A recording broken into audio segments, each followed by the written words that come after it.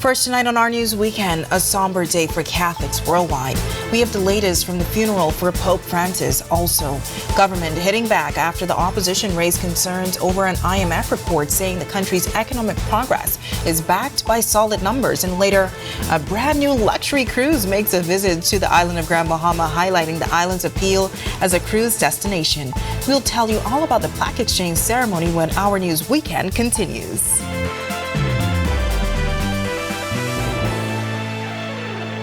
This is our News Weekend. Thanks so much for joining us. I'm Natalia Hall, filling in for Megan Shepherd.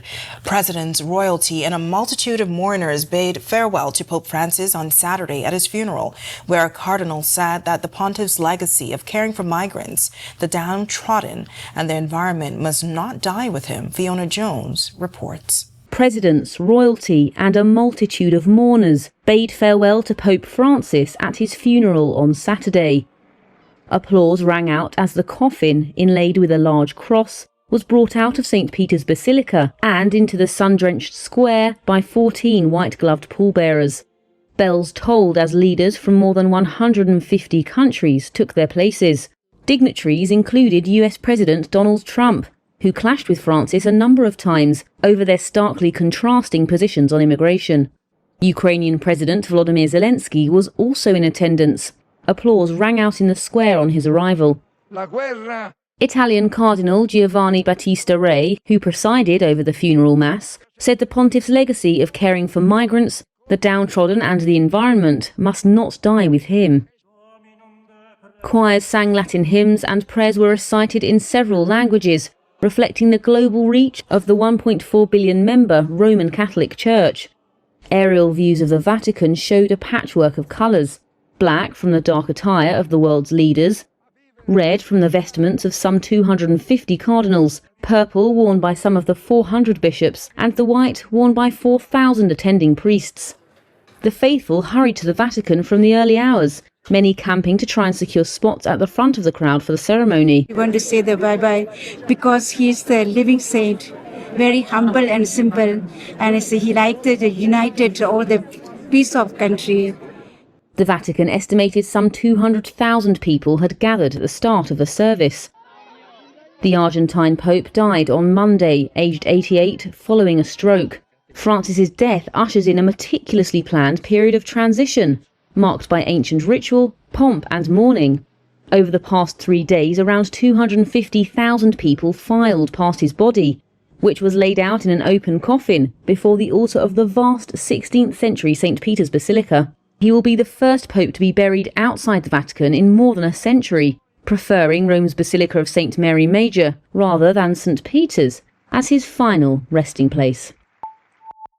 A 31-year-old man is in custody after an armed robbery and police chase early Saturday morning. Police say shortly after midnight, officers on patrol spotted a gray vehicle linked to a robbery that was reported on Nassau Street. A chase ensued, and during the pursuit along Boyd Road, the suspects fired in the direction of the officers, who returned fire. One suspect was later found on Pitt Road with a gunshot wound. He was arrested and taken to hospital for treatment. Officers also recovered and impounded the getaway car, a gray Suzuki Swift. The investigation is ongoing.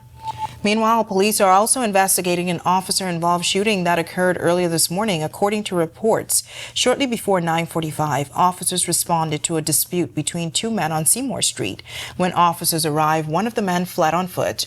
During a brief chase, the suspect allegedly pulled out a sharp object and confronted an officer, stabbing him in the right hand. The officer then discharged his weapon, injuring the suspect. The suspect was arrested and taken to hospital for medical treatment. Investigations into this matter will also continue. Meanwhile, 24 nationals have been convicted in the magistrate court for immigration offenses. Reports say on April 22nd and 24th, 15 Haitians, 4 Indians, and 1 Jamaican pleaded guilty to charges of overstaying and illegal landing. They were fined amounts ranging from $250 to $2,500 or sentenced to time at the Bahamas Department of Correctional Services. All were ordered to be deported after paying their fines or serving their sentences. Well, the opposition's criticism of an International Monetary Fund report has not gone unnoticed by government. Tonight, a parliamentary secretary is defending the country's economic growth, saying the evidence and numbers speak for themselves. Our Joshua Williams reports. Parliamentary Secretary in the Ministry of Finance, Wade Watson, is brushing off East Grand Bahama MP Kwesi Thompson's criticism of a recent IMF report, which shows the Bahamian economy is improving. The opposition shadow minister slammed the Davis administration, accusing it of what he describes as an economic PR campaign based on what he called paper-thin numbers. Numbers, he says, doesn't reflect the high cost of living and the daily financial burdens Bahamians face. But Watson is pushing back, questioning how the opposition can be negative with a positive economic outlook. I don't expect him to say anything, else. I don't expect him to say anything better. The reality is we're in a good place. I can tell you the conversion or the transition that we have made coming into office, even as far back as 2021 and earlier. Watson also says government continues to address long-standing financial challenges. We've been struggling with getting off the blacklist. And I can tell you the Prime Minister, he meets with his finance team every week. 3 and 4 hours, and they try to, and also the financial secretary. A lot of people chew him out from time to time, but he's a very brilliant man, and he's been guiding and advising this administration. It's not all that we want, but you can see the trajectory of our country from an economic and financial standpoint. Earlier this week, the Tribune also reported the Bahamas could escape proposed U.S. port fee increases, a rare win as small developing nations face pressures from the ongoing global trade war. This global tariff war is something else. Just as we begin to turn the corner, at least we were turning the corner where we reduced VAT additionally on food items by 5%. And then now this big tariff war. We hope that they get it together. I don't know I don't want to get into foreign affairs issues, but at the end of the day, it's a matter for the Bahamas. They say when the United States sneezes, we catch the cold. Reporting for Our News, I'm Joshua Williams.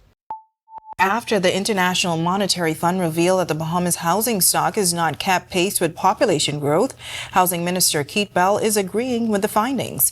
The IMF report on housing affordability in the Bahamas notes while the population has grown significantly since 2010, the availability and affordability of new housing has fallen behind due to limited wage growth and financing constraints. The report also highlights the most vulnerable groups in society are bearing the brunt of the issue as housing costs have risen sharply while wages have remained nearly stagnant. Minister Bell says policy decisions over the years have also contributed to the challenge, making it harder for many to access affordable homes. But I've seen the report, and there are a number of things to take away from that report.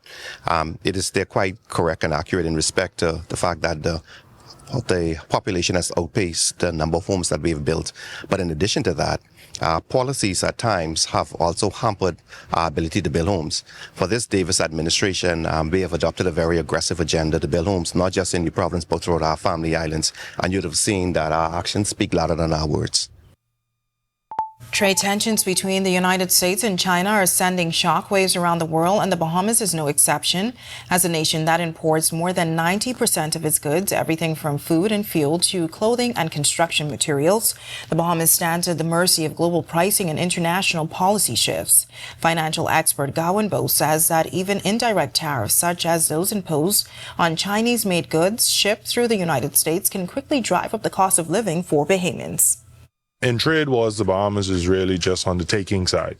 And so from that perspective, when we don't know whether there's going to be tariffs imposed on goods that we get out of the United States but may emanate out of China, we don't know what's going to transpire in terms of those goods we get out of the United States that are now going to have cost increases because their inputs are rising. And we know that the United States is our primary source of our goods. The Bahamas, unfortunately, we import over 90% of what we consume. So we are always going to be price takers. And it's not just goods that are at risk, it's tourism as well. This is nearly 80% of the Bahamas visitors come from North America, reports suggest. If U.S. consumers grow anxious or start spending less, the effects could be devastating for hotels, restaurants, and small businesses across the country. Recently, the region avoided a major economic hit when a proposed fee on Chinese cargo ships traveling to the Caribbean was suspended. But Bo says the fact that the Bahamas didn't even have a seat at the table is proof of our vulnerability. He points to the lack of a national development plan, a long-term roadmap to guide the country through economic shocks, as a critical gap in our resilience. Bahamas, because we're absent a national development plan, we're absent a long-term strategy. If we're absent a long-term strategy, we are more susceptible to short-term shocks.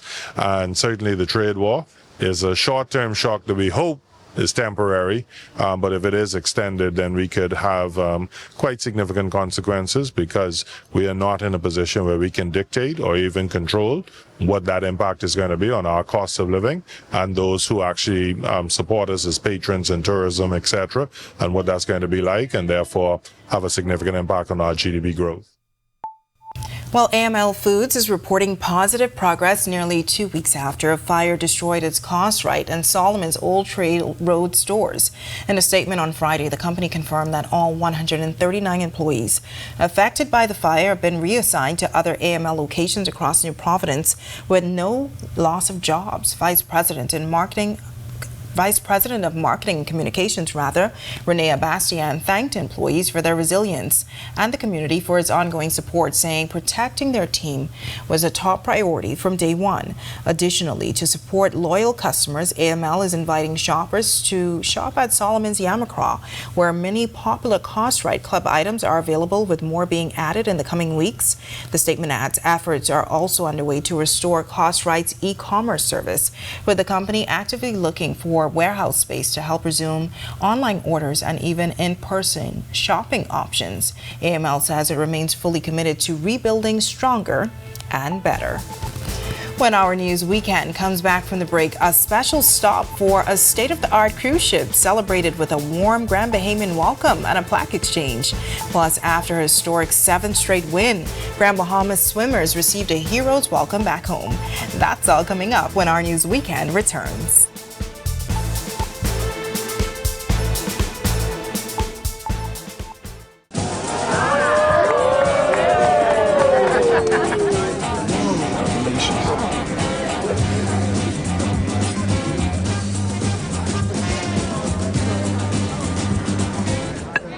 Diet-friendly special.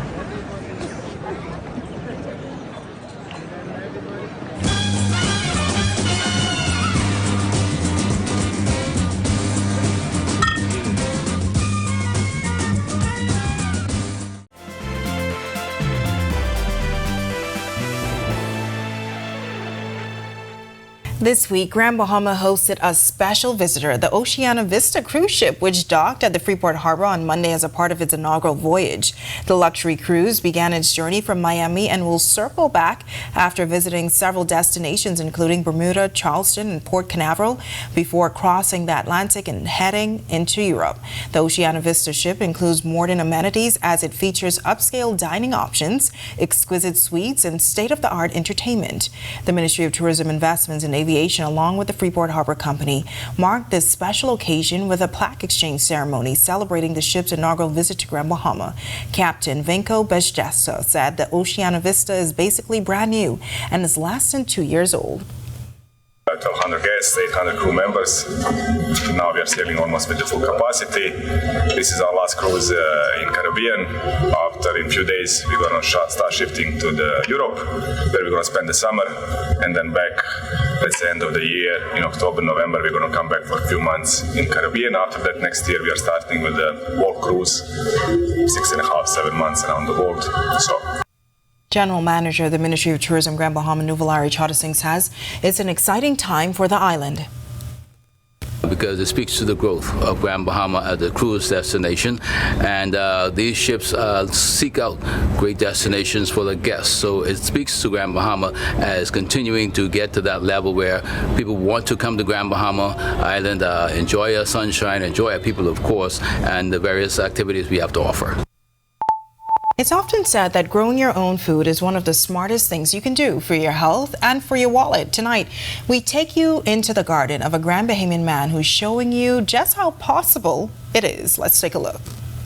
And it's all, inside here is all sweet peppers, tomatoes, goat peppers, Swiss chards, onions, peppers, finger peppers, goat peppers, green leaf lettuce, romaine lettuce. They say food security starts at home, and Grand Bahama resident Luckner Timothy is proof. Tucked away in the Pinders Point community on Grand Bahama, he's transformed his backyard into a thriving garden. He even makes his own soil, a labor of love that he shares with thousands online. This as his TikTok page is filled with DIY gardening tips, some videos racking up over 90,000 views. He also has a number of clients on the island. We have the cherry tomatoes, and we have the beef tomatoes. And inside here, I have some clients that actually want beets, so I started growing some beets inside here. These peppers are just sitting here, basically to get inside the system.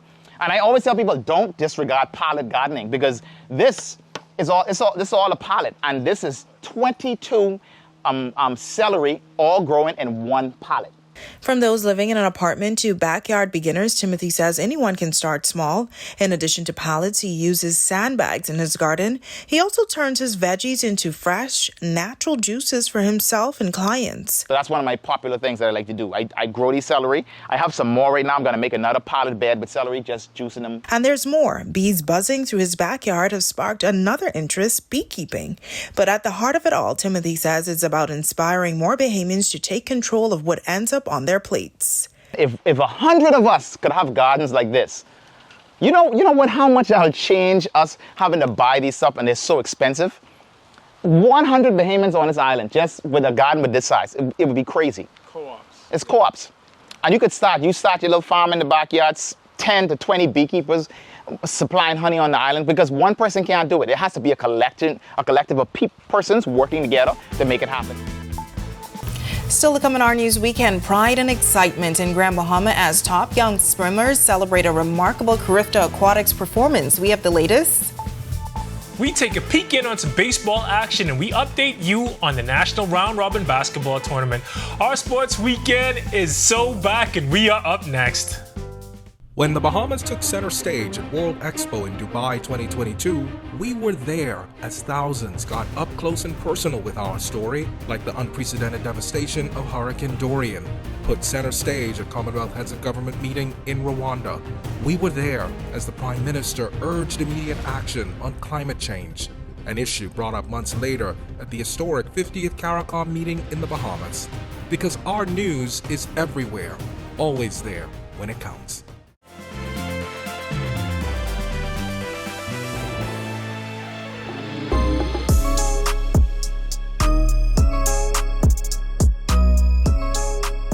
Good evening, I'm Tej Adley, and it's great to be back with our sports weekend. The pro baseball ranks are loaded with Bahamian talent. Here's what they got up to on Friday night.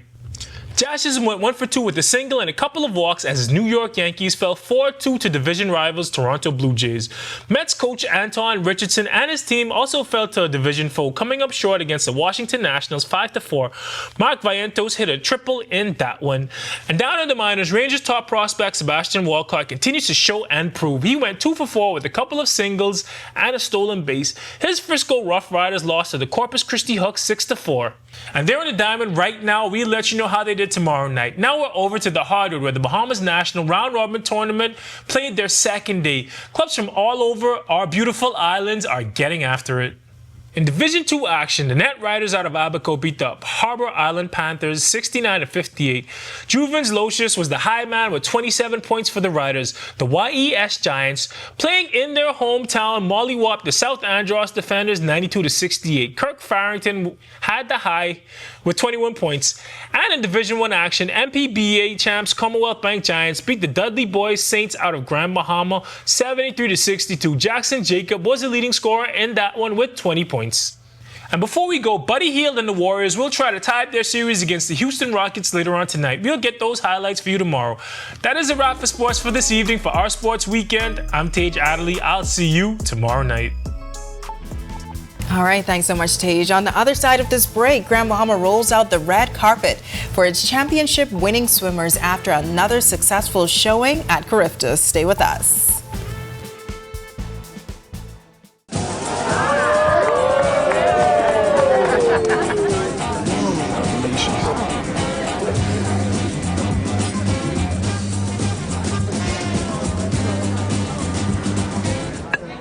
Diet-friendly special.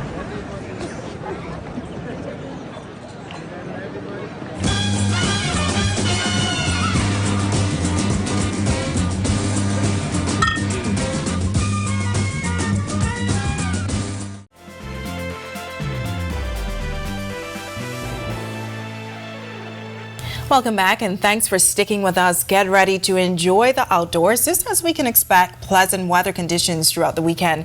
Meteorologist Ian McKenzie is in the Weather Center with your extended forecast. Ian. Thanks, Italia, and good evening, Bahamas. Welcome to your Saturday evening forecast. Another gorgeous day across the country. Currently outside our studios, we're under mostly clear skies. Temperature 77, feels like the same at 77. Winds are from the east-northeast at 10 miles per hour. Temperatures across the country at this time in our nation's second city, Freeport, we have 79, 75s in Marsh Harbor, 78s in Allenstown, Bimini, 77s in Nicholstown, Great Harbor Key, the capital, and in Governor's Harbor, Eleuthera. Central Bahamas, we have 78s in Camps Bay, as well as in Coburn Town and Arthurstown, Kidd Island, 77 in Black Point, Exuma, 79 in Georgetown, 79 also in Deadman's Key, and in Port Nelson, Rum Key. Southeast Bahamas, 79s continuing in Duncantown, Colonel Hill, Delectable Bay, Acklands, 80 in Matthewtown, and a pair of 78s in Abrahams Bay, Miagwana, and in Providenciales, Turks and Caicos. Satellite and radar imagery at this time, we have a broad area of high pressure, dominant weather feature across us, stable conditions across most of the country. However, we do have a surface trough near the southeast Bahamas that will continue to trigger pockets of unsettled weather. Our friends across Key West, we have a trough across that area, some showers and isolated thunderstorms in that area. Boating forecast across the northwest Bahamas, we do have a caution in effect due to those swells. Winds will be northeast east 10 to 15, north seas 2 to 4, but up to 6 feet offshore on those northeast easterly swells. Low tide at 2 a.m. tomorrow morning, high tide at 7:54 a.m. Sunday morning. The central and southeast Bahamas, again, a caution in place for you boaters and a risk of rip currents for you swimmers. Winds will be northeasterly 15 to 20, seas 4 to 6 feet over the ocean. Here's a look at your national forecast.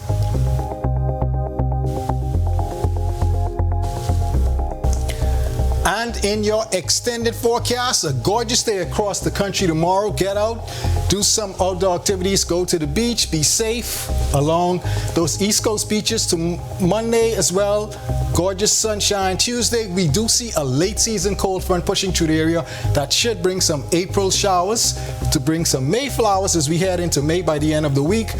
Gorgeous conditions continuing throughout most of the week. We do have those highs only getting to the low 80s, and look at those temperatures. We're still feeling 60s in April, even into May.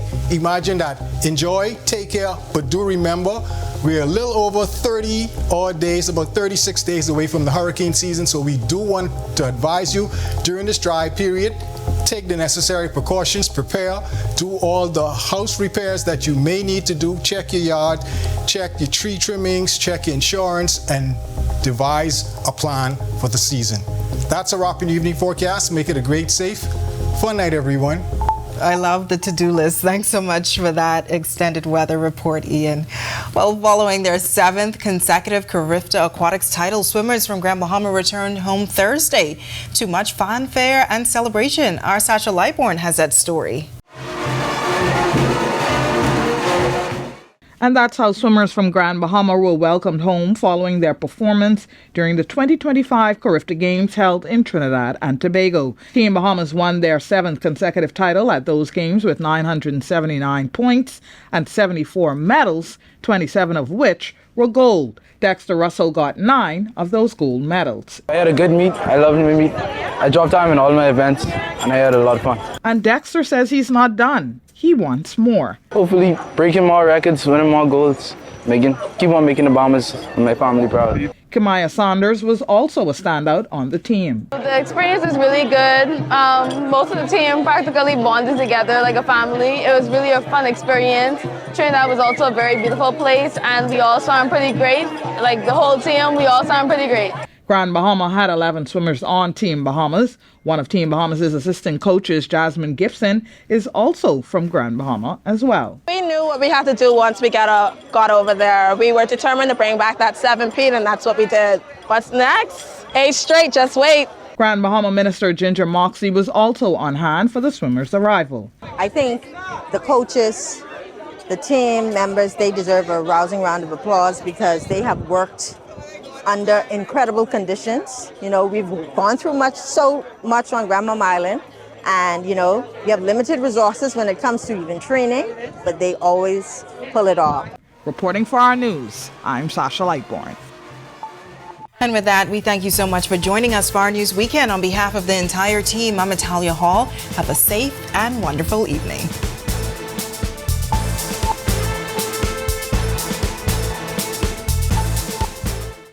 guys, Megan Shepherd here. Thank you so much for watching. Be sure to click that subscribe button if you want to see more content like this. Just click right over here. And don't forget to turn on your notifications so you stay up to date with content like this from the team you already trust.